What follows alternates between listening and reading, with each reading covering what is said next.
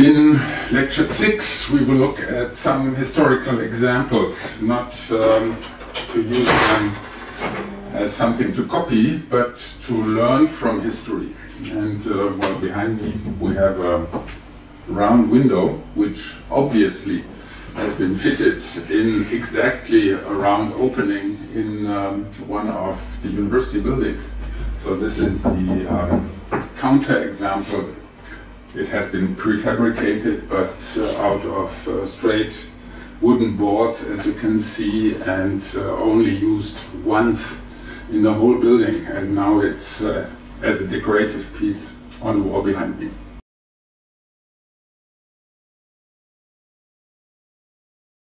So what we are looking at is the idea of off-site production, of prefabrication, and a little later on of industrialization of the construction process. And especially we are interested in the architectural and constructive potential of this method. So first example that you know are the pyramids. So why have the pyramids survived such a long time? Because they are so heavy and it's a very massive construction. So they are constructed in the middle of the desert. So how did the stones get to the construction site? Well, as you know, in Egypt we have the Nile, and the stone quarry was at one point at the construction site, at another point. And so what happened was that in the stone quarry, stones were cut, taken to the Nile, and shipped up to the construction site, and there was a little harbor right next to the construction site of the pyramids, where the stones could be unloaded, and then you had a workshop to do the finishing of the stone elements. And then there are several theories how the very heavy stones were taken up to the top of the pyramids, about 150 meters high. So what we have here is off-site production. We have prefabrication, and this was made possible by traffic way, which was the Nile, very important for Egypt. All of ancient Egypt is organized around the Nile. Second example could be Gothic cathedrals around 1200 after Christ, where we have perfectioning of the load-bearing system, pilasters supporting a main structure. But here again we have the workshops right next to the construction site, and different machinery to lift up the stones and put them in their correct position. And we also have a stone quarry which is a little away from the construction site. We also need wood for the roof construction, which was taken from the forest to the city. So there is also off-site construction and assembly on site. Profane buildings were very often built with materials that were found close to the building site. You could go to the forest, cut a couple of trees, you could collect stones and erect a foundation. So all this was much closer to the construction site than is the case today, but not on the construction site itself in most cases. So most of these profane buildings were half-timbered constructions in Europe, and this started to get more industrial with the introduction of the balloon frame construction method in the United States around 1800 and something. And the idea behind the balloon frame system was to have standardized lumber sections, 2 by 4 inches, which is about 5 by 10 centimeters. And this could be a little higher for the floor slab construction. But basically it was standardized lumber sections, and then you add a balloon frame, which is a 2-story construction with possibility of having intermediate levels. Later on came the platform frame, and the platform frame was to build one level after the other. So as wood was very convenient for residential, maybe 2 to 3 story high buildings, in the city centers there was brick construction on one side, and from let's say 1850 on, metal construction as well. And one of the pioneers of cast iron construction was James Bogados, a New York based entrepreneur who prefabricated and sold all over the United States his prefabricated buildings, shop facades as well, made out of cast iron. And as cast iron is a very resistant material, some of those have been surviving up to today. And one of the most interesting buildings of this time, architect Konrad Waxman spoke about a turning point in building, was the Crystal Palace in London, where there was a world exhibit to be taking place in London. And after a certain time, the officials have been hesitating so much that there was not enough time left to build a conventional Beaux-Arts exhibition palace. And in this situation of urgency to find the right building concept, a gardener, Mr. Paxton, introduced the idea of building a giant greenhouse out of prefabricated and industrially produced elements. And he standardized everything. The span of the trusses, the width of the glazing units, so everything was standardized and then assembled on site. And he was able to cut down the construction period to 11 months, all this in 1851. Building that was copied all over the world. And for example, in Munich, we had a Crystal Palace at the end of Arzis or von Bora-Straße, there where you have the Park Cafe today, which was destroyed by fire just as the London building was.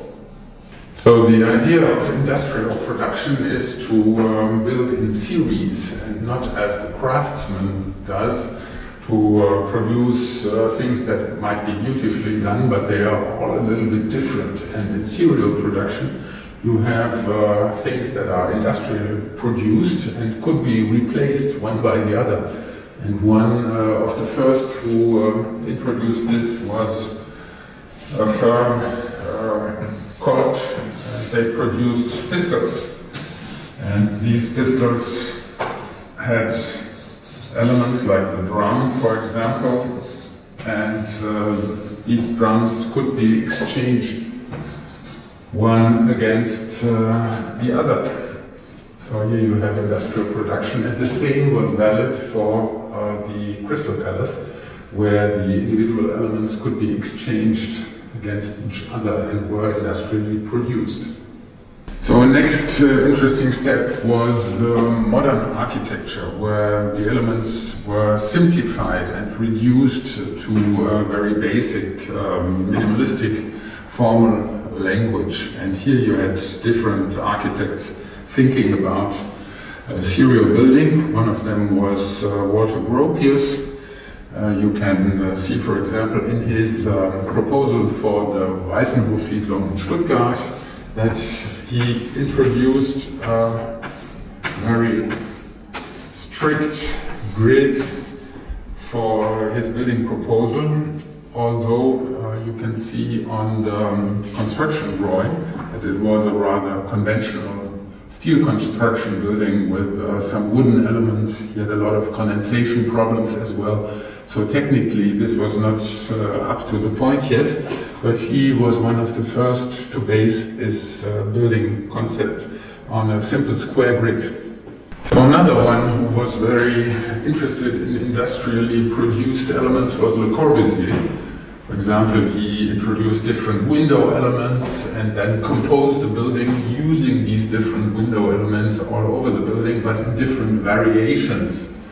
In the Pessac settlement as well, he developed sort of basic elements.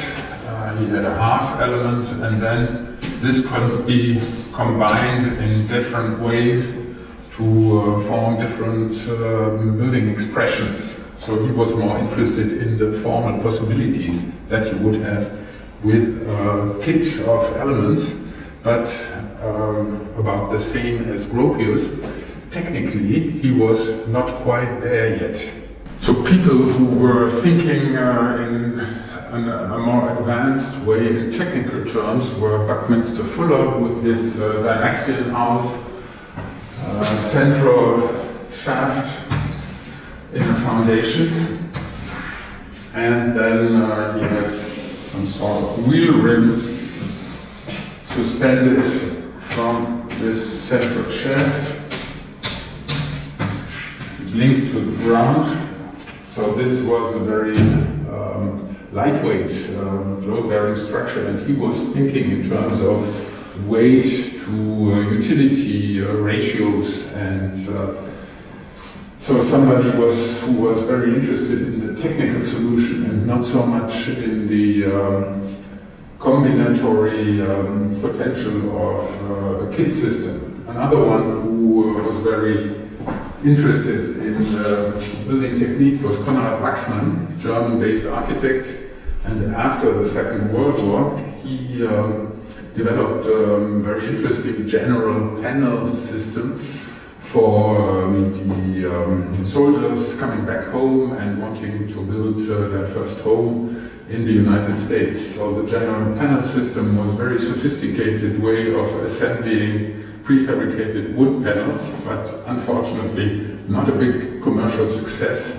because he didn't take into account the wishes and needs of the people enough, and was thinking more in terms of ideal system, but the ideal system didn't correspond to the needs of the market. So in the 50s and 60s there was a big need for new apartments, because socially people needed more space than has been the case before the war. Many people being evicted from areas in Europe and being transferred to other areas. So big demand in housing in all European countries. And to satisfy this demand, the traditional ways to build houses, like for example erecting brick walls and having wooden floor slabs, were not sufficient anymore. And so many people were thinking about how to industrialize the housing market or other building markets like universities and such.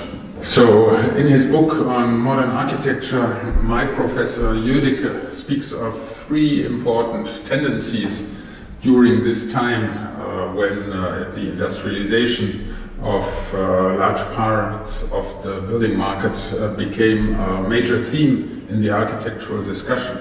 One was brutalism, another one was structuralism, and the third was technical perfection. You can find other ways to subdivide this, but I think it makes sense to think of these three tendencies a little closer, as they have been influencing the prefabrication and industrial production of buildings in this period. So at this time there was a very popular book, Architecture Without Architects, and in this book, Architecture Without Architects, some of the examples that you could look at were bigger units composed of smaller units. And so if you had square buildings, it would be decomposed in smaller units. And once you have these smaller units, you would start to play around with them and find variations, always being based on the smaller unit as the basic theme. So you will see that this corresponds in a way to the thinking of systems buildings where you cut down a larger unit into smaller units. So this is structuralism. And famous architects in this direction were, for example, Aldo van Eyck or Herman Herzberger, both of them in Holland. Another very important tendency was brutalism. So brutalism, in French, brut, raw, was to show things as they are and to renounce to all kinds of decoration and derive a part of the architectural expression from how things were made. So one of the first to go in this direction was Le Corbusier, who was in the 30s building these wide structures, very abstract in a way, and after a certain time he recognized that his buildings were either falling apart or maybe a little not taking into account the way how they were built enough. And so he was then developing brutalism, where, for example, the formwork of a concrete wall was expressed properly. You can see the boards and wouldn't have finishing plaster anymore to hide all of this. So as you will see in the examples that I'm going to show you, many of these examples are working with prefabricated elements that are left as such. They are not as raw as brutalistic buildings are, but they are very often left as taken out of the formwork, and this is also something which might have influenced the industrialization process in this period. So third very influential architect and linked to this architectural movement was Mies van der Rohe. So Mies van der Rohe started out as a brick architect when he was still in Germany, then developed ideas for the glass skyscrapers or reinforced concrete office buildings. And in America, he turned more and more to steel construction. Let me just take as an example one of the columns for the Barcelona pavilion by Mies van der Rohe. As the name says, it's in Barcelona. And the column of the Barcelona pavilion was made out of steel angles, and then he put an envelope of chromed metal around this. So the column is not so shown as it is, consisting of steel angles, but you can see something very abstract, cruciform column, and as you will see when looking at the plans, these are on a very abstract grid that the whole Barcelona pavilion is conceived on, and which is the basis of most of Mies van der Rohe's buildings as well. So it's the abstraction of the column and not so much the real load-bearing elements that are shown as such. The abstraction is more important for the architect, and it's a vision of technical perfection rather than of how things are made. So one of the most beautiful projects of Le Corbusier for me is his idea of a two-family house. So there are actually two houses next to a natural stone wall. So he's been building this big wall out of natural stone in the middle, and then he was joining two prefabricated units on either side. So I think the juxtaposition of the on-site built natural stone wall and the two prefabricated units on either side is very beautiful and shows how Le Corbusier was interested in defining the vocabulary of industrialized construction more than industrialized construction itself. So as you could see, the ideas of off-site production and prefabrication and dividing buildings into elements that could be even industrially produced is not something that has been invented in the 60s or 70s, but it's then that it became a major aspect of everyday building production and became very popular as the need to produce so many buildings became very apparent, and it had to be in the focus of the building officials to satisfy the enormous need for new constructions. And today it might have gone to the background a little bit because we have been developing more flexible systems, but the subject is nevertheless something which is of some actuality. So you can see that the subjects of off-site production and prefabrication, later on even industrially produced buildings, cutting buildings into elements, has been there in architectural history, and sometimes it was more important for the building, sometimes less. I've been showing you some examples, there are many more, and I think it's a good idea to look at architectural history under this aspect of industrialized building once again, to discover many good ideas that architects who have been exercising this wonderful profession before you have been thinking about.